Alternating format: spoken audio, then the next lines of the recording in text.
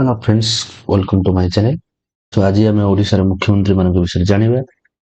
1947 मसीह सब भारत स्वतंत्र होला पर ओडिशार अद्यावधि 14 जन मुख्यमंत्री रही। सो से जानिबा चलतु। प्रथम मुख्यमंत्री किए थे? प्रथम मुख्यमंत्री थे हरकृष्ण महताब।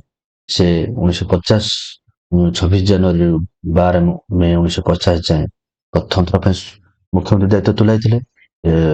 तापरे इलेक्शन साधारण निर्वाचन 1952 मसीहा तापरे से द्वितीय थर 16 निर्वाचन मंडल निर्वाचित होते 19 अक्टोबर 1956 रु 25 फेब्रुआरी 1961 जाए द्वितीय थर से मुख्यमंत्री दायित्व तुलाई। से इंडियन नेशनल कांग्रेस रु जड़ित थे।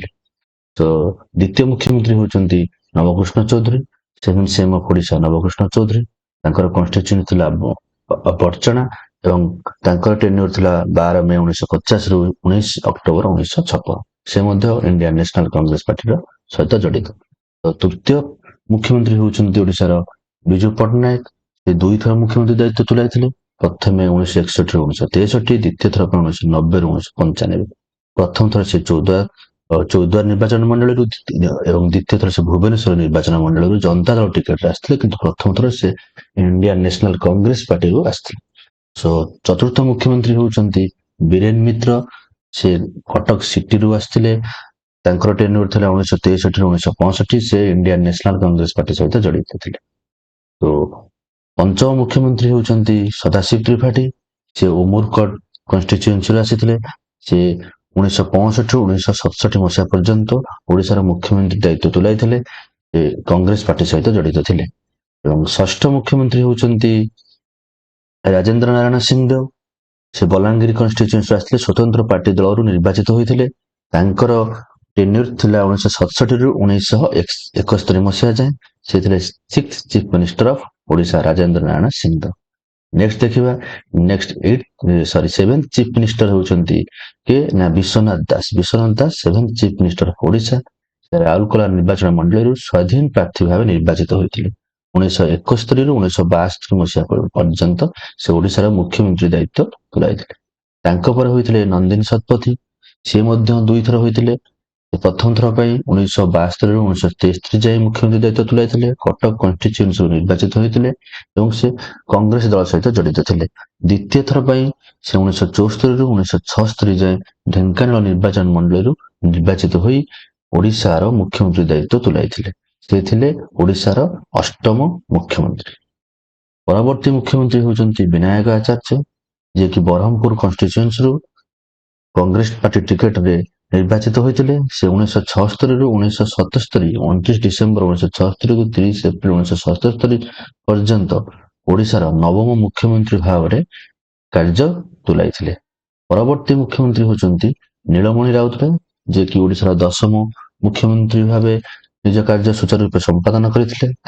से वासुदेवपुर कन्स्टिट्यूएंसी रु जनता पार्टी टिकेट जीति।